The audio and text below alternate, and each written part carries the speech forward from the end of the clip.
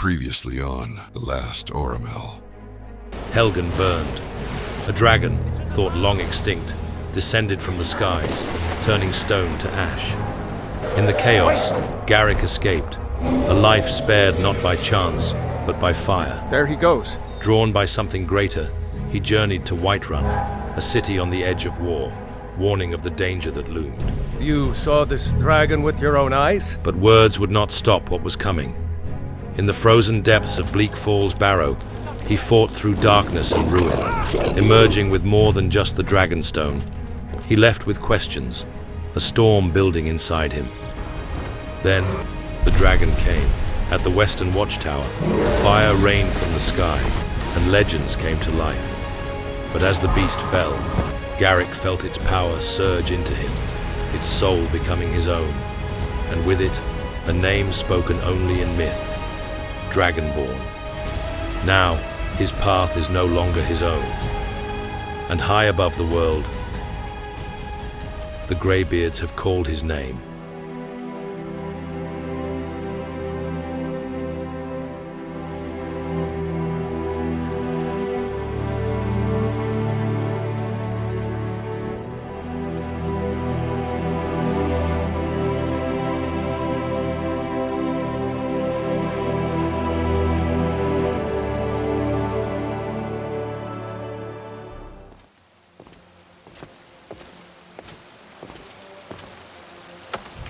It was nightfall by the time Garrik reached the keep. Word had spread like wildfire. Dragonborn. Whiterun buzzed with whispers, guards and townsfolk eyeing him with awe, fear, uncertainty. He left as a stranger, but somehow he returned as something far more foreign. The Jarl awaited him, eager to reward a hero, but Garrik felt no triumph, only the weight of what had begun. Power had stirred, and the world had taken notice. He moved forward, not for titles or praise, but for answers. Good. You're finally here.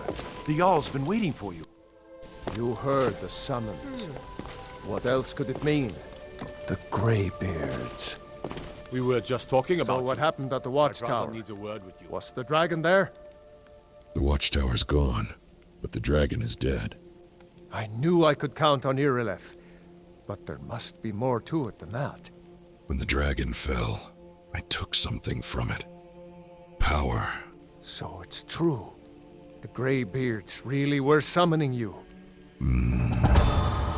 Greybeards. Masters of the way of the voice. They live in seclusion high on the slopes of the throat of the world. What do these Greybeards want with him? That's the Greybeards' business, not ours. Whatever happened when you killed that dragon, it revealed something in you, and the Greybeards heard it. If they think you're Dragonborn, who are we to argue? You'd better get up to High Hrothgar immediately. There's no refusing the summons of the Greybeards. It's a tremendous honor. You've done a great service for me and my city, Dragonborn. By my right as Jarl, I name you Thane of Whiterun. It's the greatest honor that's within my power to grant. I assign you Lydia as a personal housecarl, and this weapon from my armory to serve as your badge of office. I'll also notify my guards of your new title. We are honored to have you as Thane of our city, Dragonborn. Back to business, Proventus. We still have a city to defend. Yes, my lord. While uncertainty still loomed on the horizon, this was no burden, nor a path forced upon him. Just another step toward understanding what had already begun. Garrik moved through the keep, the weight of watching eyes behind him. Ahead, by the door, a sworn blade stood ready. Just another duty to her, just another face to him. But in time, fate would prove them both wrong. The Jarl has appointed me to be your housecarl. It's an honor to serve you. I do my best work alone. The Jarl has recognized you as a person of great importance in the Hold. A hero. As my Thane, I'm sworn to your service. I'll guard you and all you own with my life. If you must follow, keep your sword sharp and your words few. Come on. Lead the way. Garrik had spent lifetimes walking alone. Taking on a companion was not a choice he made lightly. But for now, he allowed it. Lydia would follow, and he would see in time if she could keep pace. Morning would bring the climb to High Hrothgar, a journey few dared to make.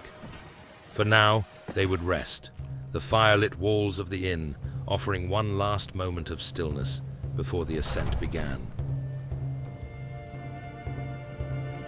Morning came, and with it, the road ahead. Garrik and Lydia turned toward the gates, the path to High Hrothgar clear before them. But fate seldom allows a quiet departure. You there! You're the one they call Dragonborn? Yes, but that's none of your concern, zealot. Then it is too late. The lie has already taken root in the hearts of men.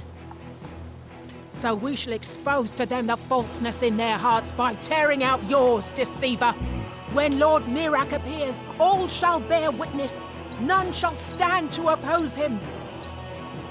Never should have come to fight.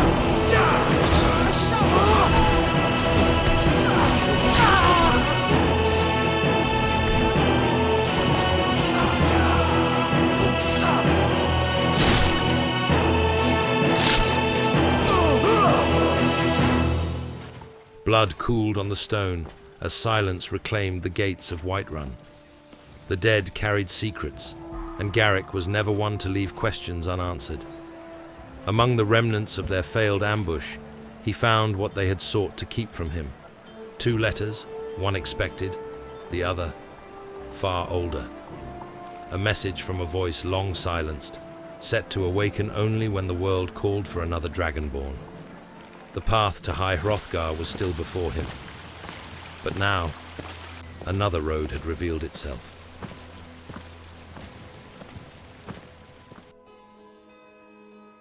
The road stretched before them, endless beneath the sun's gaze. Whiterun fell behind, and the wilds of Skyrim rose to meet them, ancient, untamed, unyielding.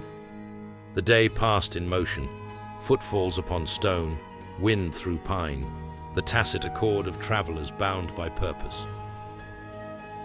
Daylight gave way to dusk, and dusk to a night of quiet travel. The stars emerged, casting their cold fire upon the world, illuminating snow-laden trees and still waters with an eerie brilliance. For a moment, the land felt untouched by time. Garrik had walked beneath skies like these for centuries, yet tonight, something felt different. The weight of prophecy and watching eyes pressed upon him. Silence settled between him and Lydia, comfortable and unspoken. Then, a shift. The trees parted to reveal a cavern's maw, jagged and hollow against the pale glow of the night. The air grew still, thick with an unseen presence. Danger loomed ahead, but Garrik did not hesitate. He never has.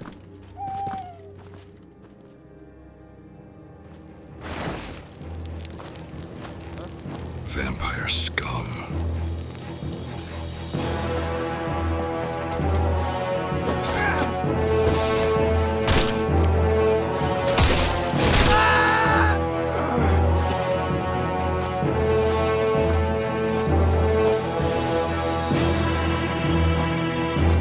Lydia, up ahead.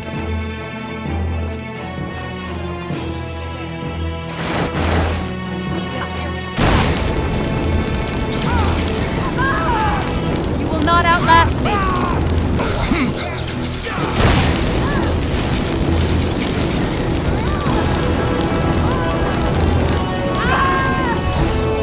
You fear the dawn, so I brought it to you. Wait here for my signal.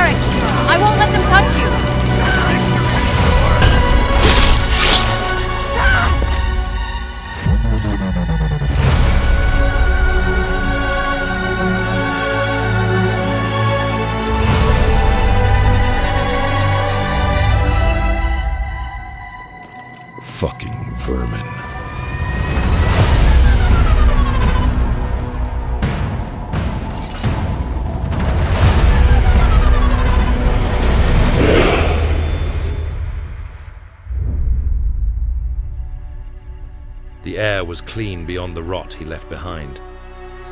The forest stretched before him, golden and unspoiled, untouched by the filth that festered below. To the Aurimel, immortality was an oath, to build, to stand, to carve meaning from time. Vampires mocked that notion.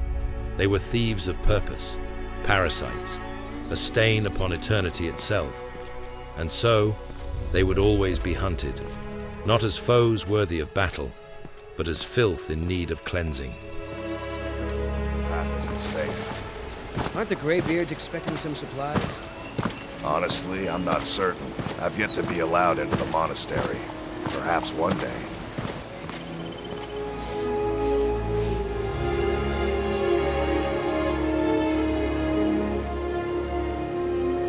Every great journey begins the same. One step forward, then another. In Riverwood, Garrik had chosen to listen. A village in the valley, a warning of fire and wing, a path set in motion before he even knew its shape. And now, the climb awaited him. The climb was relentless. The dirt path gave way to frost, then ice, then a world stripped of warmth. Snow swallowed the steps, the wind howled its challenge, but still he climbed. Each step was a question, one only the strong could answer. Near the summit, the mountain itself defied him. A hulking beast of claw and muscle, a troll older than the path it guarded. Many had turned back here, their journeys ending in the red stain of failure. But Garrik did not turn. He met the beast, blade to flesh, force against fury, and left nothing in his wake but silence. And when the cold was at its worst, when the climb had stolen all but will alone, the stone steps of High Hrothgar rose from the white. The path had ended, but the journey had only just begun.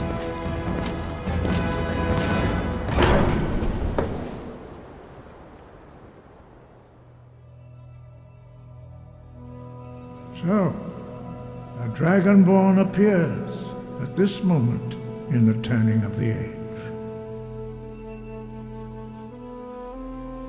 Now, tell me, Dragonborn, why have you come here?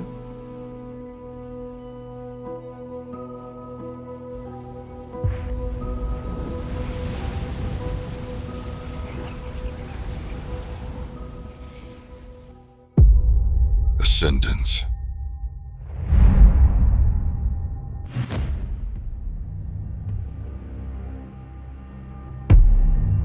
Their teachings are a torch in the dark. I'll keep it lit, even if it burns me to do so. Though his journey had been long, one mystery remained. Before departing Ivarstead, Garrik recalled the letter found on the cultist's body, a letter that spoke of a hidden estate, a legacy awaiting the Dragonborn. Descending the mountain, he followed the stream. When the trees gave way, the estate unveiled itself like a tale etched into the land. Its stone walls basked in golden sunlight, framed by the rich autumnal hues of surrounding trees. The manor stood majestic, a symphony of craftsmanship, with steep roofs and intricate wooden carvings that whispered of ancient hands and forgotten eras. Crossing the threshold, the grandeur only deepened. Inside, a hall of sweeping arches and warm wooden beams embraced him. Walls adorned with tapestries and murals told stories of heroism and legacy. Every corner seemed alive with the hum of purpose. An armory gleamed with polished steel and enchanted displays, while the soft glow of alchemical and enchanting tables invited curiosity and creation. Gardens burst with vibrant blooms, a sanctuary of life and color. The soft trickle of a nearby stream harmonized with the hum of bees tending to their hives, a testament to the abundance this place offered. At every turn, Garrik saw more than opulence. He saw a home crafted not for indulgence, but for a purpose, a refuge, a haven, a place where the burdens of the world felt lighter. And yet, as awe welled within him, so too did humility. This was not a gift he had sought, but one that fate had deemed him worthy to inherit. In the quiet of that moment, Garrik allowed himself to breathe, to take in the wonder of it all, before the weight of his journey called him onward.